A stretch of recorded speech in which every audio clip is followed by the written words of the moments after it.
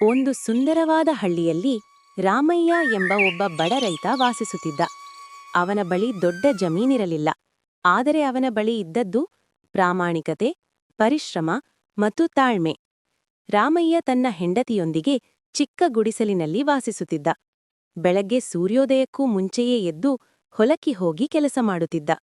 ಕೆಲವೊಮ್ಮೆ ಬೆಳೆ ಚೆನ್ನಾಗಿರುತ್ತಿತ್ತು, ಕೆಲವೊಮ್ಮೆ ಬರದಿಂದ ಸಂಕಷ್ಟ ಅನುಭವಿಸಬೇಕಾಗುತ್ತಿತ್ತು. ಆದರೂ ರಾಮಯ್ಯ ಎಂದಿಗೂ ಯಾರನ್ನೂ ಮೋಸ ಮಾಡಿಲಿಲ್ಲ. ಒಂದು ದಿನ ಬೆಳಗ್ಗೆ ರಾಮಯ್ಯ ಹೊಲದ ಬಳಿ ಕಾಡಿನ ಅಂಚಿನಲ್ಲಿ ಕೆಲಸ ಮಾಡುತ್ತಿದ್ದಾಗ ಅವನು ಒಂದು ವಿಚಿತ್ರವಾದ ಕೋಳಿಯನ್ನು ಕಂಡನು. ಆ ಕೋಳಿ ಸಾಮಾನ್ಯ ಕೋಳಿಗಳಂತೆ ಕಾಣಿಸಲಿಲ್ಲ. ಅದರ ರೆಕ್ಕೆಗಳು ಹೊಳೆಯುತ್ತಿದ್ದವು, ಕಣ್ಣುಗಳಲ್ಲಿ ಶಾಂತಿಯ ಹೊಳಪು ಇತ್ತು. ರಾಮಯ್ಯನಿಗೆ ಕರುಣೆ ಬಂತು. ಈ ಕೋಳಿ ಒಂಟಿಯಾಗಿದೆ, ನಾನು ಇದನ್ನು ಮನೆಗೆ ಕರೆದುಕೊಂಡು ಹೋಗುತ್ತೇನೆ ಎಂದು ಯೋಚಿಸಿ ಅದನ್ನು ಮನೆಗೆ ತಂದನು. ಮರುದಿನ ಬೆಳಗ್ಗೆ ರಾಮಯ್ಯ ತನ್ನ ಕೋಳಿಗಳ ಗೂಡನ್ನು ತೆರೆದಾಗ ಅವನು ಬೆಚ್ಚಿಬಿದ್ದ. ಒಂದು ಚಿನ್ನದ ಮೊಟ್ಟೆ! ಮೊದಲಿಗೆ ನಂಬಲಿಲ್ಲ.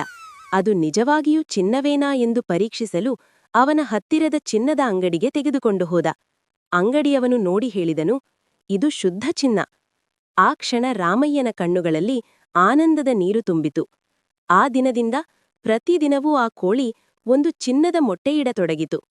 ರಾಮಯ್ಯ ಆ ಮೊಟ್ಟೆಗಳನ್ನು ಮಾರಾಟ ಮಾಡಿ ಸಾಲ ತೀರಿಸಿದ, ಮನೆ ದುರಸ್ತಿ ಮಾಡಿಸಿದ, ತನ್ನ ಹೆಂಡತಿಗೆ ಸಂತೋಷ ಕೊಟ್ಟ.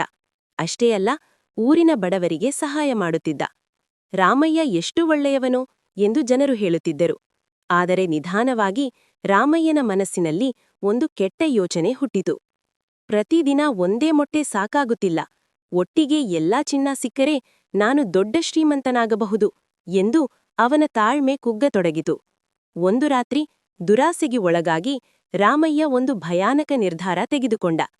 ಈ ಕೋಳಿಯ ಹೊಟ್ಟೆಯಲ್ಲಿ ತುಂಬ ಚಿನ್ನ ಇರಬೇಕು ಎಂದುಕೊಂಡು ಅವನು ಕೋಳಿಯನ್ನು ಕೊಂದನು.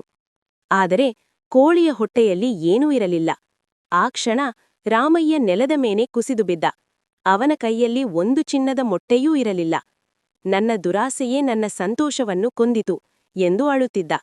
ಈ ಕಥೆ ನಮಗೆ ಹೇಳುವುದು ಒಂದೇ: ದುರಾಸೆಯೇ ನಾಶಕ್ಕೆ ದಾರಿ, ತಾಳ್ಮೆ ಮತ್ತು ತೃಪ್ತಿಯೇ ನಿಜವಾದ ಸಂಪತ್ತು. ಧನ್ಯವಾದಗಳು.